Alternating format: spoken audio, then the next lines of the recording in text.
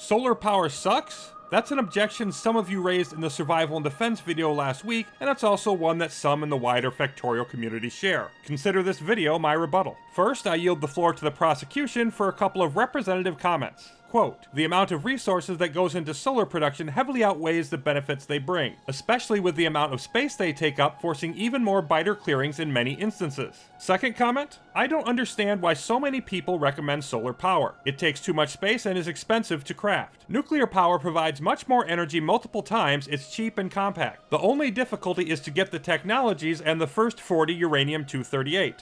End quote. Identity of the objectors withheld to protect the guilty. 4 points are generally raised against solar power, and while none of them are convincing, we'll take them in order from worst to best. Number 1, it's just too boring to throw out a farm of solar panel after solar panel. It's too simple and not an interesting system.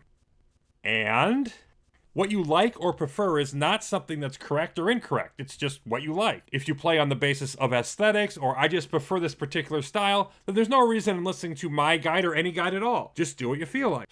Second claim, don't use solar because nuclear power is superior, which is kind of like criticizing people in the 1800s for riding horses instead of using cars, which were not invented yet. Solar power is an early logistics technology. Nuclear power is a mid-game blue chemical science tier technology. We're not really close to that yet. There's enough steps along the way that I don't think it's a good idea for even an experienced player, but for a new player learning the game to try to jump to that and rush there as soon as possible, just a really bad idea that's going to cause them all sorts of problems they're not prepared to deal with yet. The question is not solar or nuclear, that's a question for later. The question is, between when you start doing logistics science and when you reach the mid-game, do you keep relying only on steam power or do you start using solar? Third point, solar power takes up too much space. In vanilla Factorio, space is a nearly infinite commodity. It would be very hard for it to be cheaper without being completely free. Look at the electricity generation here. We're getting half of the factory's power from solar panels. All of that coming from right here on the screen, and as we zoom out, you can see how small that is relative to other things going on. Observe the pollution cloud size in comparison to our solar farm size. And this isn't just an early game phenomenon. Here's a mid-game factory run entirely off solar. This is from the 1.1 run that I showed previously.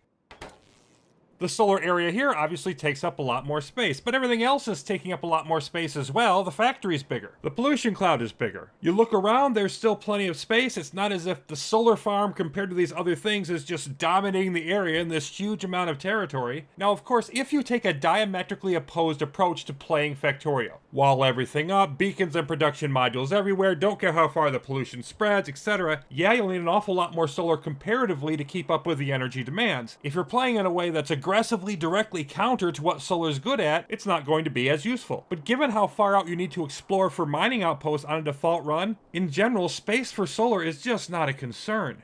The final objection on my list is the main event. Solar is just too darn expensive. Let's look at that expense in a couple ways. First up, from just the point of view of raw resources, you can always get more, explore further, and you're going to have to do that a lot for oil anyway, which is used in minimal amount in solar setup later on and none at the beginning. I won't bore you with detailed math on this specific point, but the overwhelming dominant share of the resources you're going to need in a typical Factorio run are going to research. The endgame factory from the 1.1 run at rocket launch consumed a little bit less than 110 megawatts of power. Building that much solar power capacity requires just 5% of the resources that you'll spend on doing research throughout the game. For sure, that's enough to be more than a rounding error, but it's not enough to worry about. A more useful metric strategically is pollution. How much pollution is generated in the process of building the solar panels, and how long will it take them to make that up? Given that evolution can't ever be reduced, and also the expanding size of the pollution cloud as we create more, if solar is so expensive that we can't reach a pollution profit, so to speak, in a reasonable time frame, it's not worth building it. For the baseline, we'll calculate how much pollution is required for steam power to produce a megawatt for a full minute. To avoid an excessive detail, we'll ignore factors such as the transport belts delivering the coal, burner inserters putting it into the boilers, and so on. This also eliminates favoritism on my part, as we're biasing the numbers against solar. Boiler output is 1.8 megawatts of power for 30 pollution per minute. This requires coal as well, 0.45 units per second to be exact. That's the 1.8 megawatts divided into the 4 megajoules of coal fuel value. Mining drills produce 0.5 units per second, so we need 90% of one mining drill to support the operation of the boiler. 81 kilowatts of power is required for that, and it's also going to add 9 pollution a minute. Final boiler numbers then are 1.719 megawatts of net power produced at 39 pollution per minute. Dividing that out, it takes 22.69 pollution to produce 1 megawatt per minute. From a mechanic's perspective, solar power is simplicity itself. Slap down a bunch of solar panels, connect them to the electric network, and you're good to go. The setup I'm using isn't optimal, but it's quite reasonable and simple to do. A 3x3 grid of medium power poles placed so that there are no gaps in their transmission area, and that's just to make the spacing easy on the panels. Longer connections between power poles outside of the square so there's a 2-tile gap you can walk through. Then fill in with whatever solar panels you have on hand.